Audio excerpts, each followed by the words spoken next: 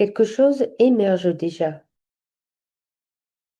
Va-t-on vers une société de type Big Brother, une société de surveillance totale, ou vers celle imaginée dans le meilleur des mondes, où les humains deviennent dociles parce qu'ils sont distraits et anesthésiés? Beaucoup pensent que notre avenir oscillera entre ces deux dystopies. Pourtant, un autre modèle commence à émerger. Dans leur développement personnel, de plus en plus d'individus dépassent le niveau mental rationnel dominant. Apparaît alors un niveau de conscience pluraliste. À l'intérieur, les individus ressentent davantage d'empathie, de bienveillance et de tolérance. Leur comportement s'oriente davantage vers la coopération. Une nouvelle culture apparaît, acceptation des différences et dialogue entre les points de vue. Les ressources de la planète sont de plus en plus vues comme un bien commun. Et les systèmes évoluent aussi. Gouvernance partagée, décision par consentement, économie plus équitable, protection de l'environnement. Dans certains pays d'Europe du Nord, notamment en Suède, on en voit déjà les premiers signes. Alors la question devient simple. Quelle société voulons-nous voir émerger et qu'allons-nous faire pour y contribuer?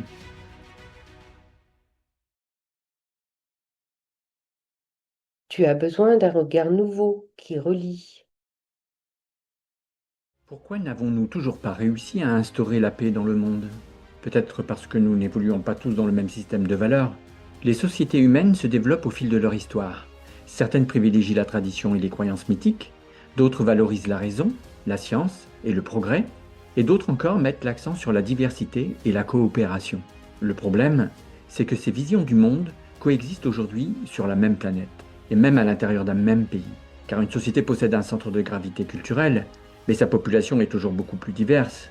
Et c'est encore plus vrai pour les individus. Nous pouvons être très avancés sur le plan intellectuel, mais rester plus immatures émotionnellement ou moralement. Le développement humain n'est pas linéaire. Alors, peut-être que la paix ne viendra pas d'un système qui élimine les autres, mais d'une vision capable d'intégrer ces différentes visions du monde.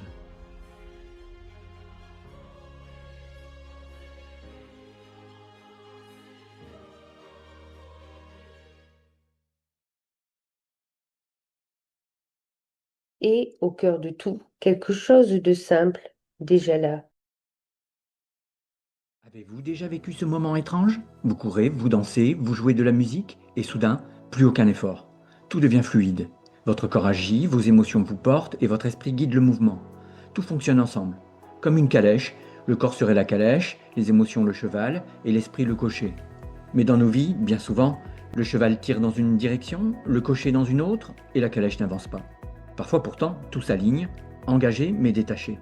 Et c'est là qu'apparaît le véritable maître de la calèche, le soi, notre nature profonde, capable d'observer le moi, nos pensées, nos rôles, nos émotions et notre corps, et de lui donner une orientation. Lorsque cela arrive, nous participons pleinement au monde, corps, émotions et esprit intégrés, tout en gardant un recul intérieur, une vision plus globale. Peut-être que grandir, ce n'est pas devenir quelqu'un d'autre, c'est apprendre à réunifier le corps, les émotions et l'esprit et découvrir en nous le soi que nous sommes déjà.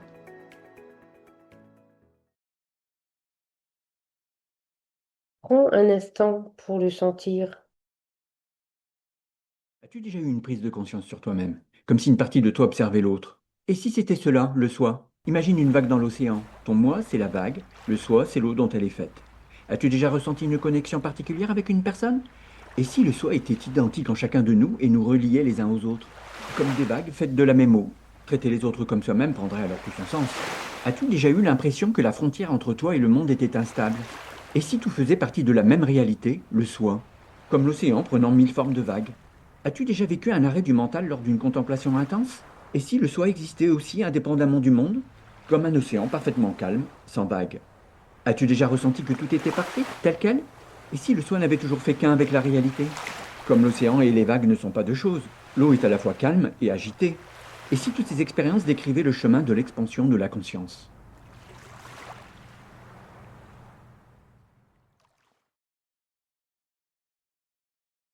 Ce chemin est accessible. Tu comprends le moi, mais le soi, ça te paraît flou. Normal. Parce que ce n'est pas un concept, c'est un vécu. Et ça change tout. Tu veux une preuve du soi? Mauvaise question. Tu cherches au mauvais endroit. On t'a appris à chercher la vérité à l'extérieur. Des preuves, des faits, des mesures. Et c'est précieux, mais incomplet. Parce que le soi, ça ne se voit pas. Ça se vit de l'intérieur. Là, maintenant, il y a une part de toi qui observe ces mots. Pas tes pensées, pas tes émotions, mais ce qui les observe.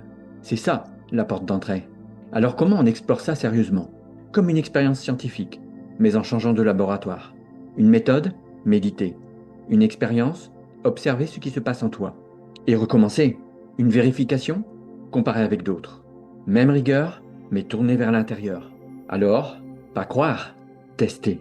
Tu restes dans la théorie ou tu expérimentes?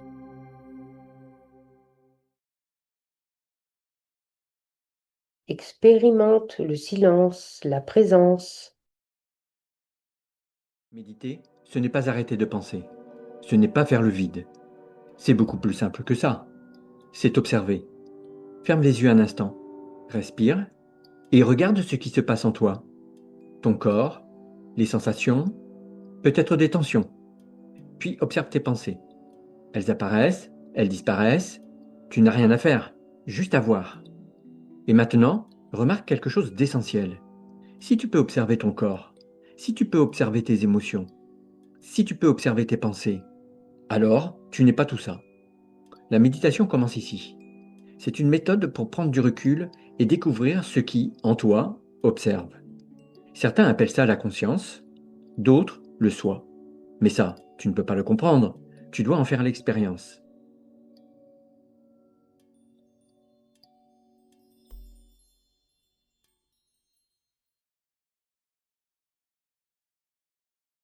Accueille tout ce qui est.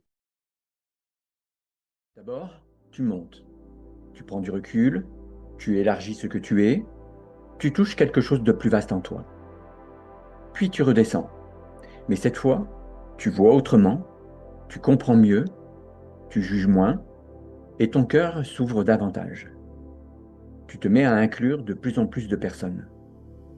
Ce n'est pas fuir le monde, c'est apprendre à l'embrasser plus complètement.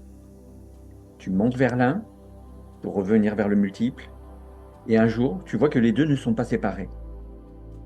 Alors dis-moi, est-ce que tu vois vraiment les autres?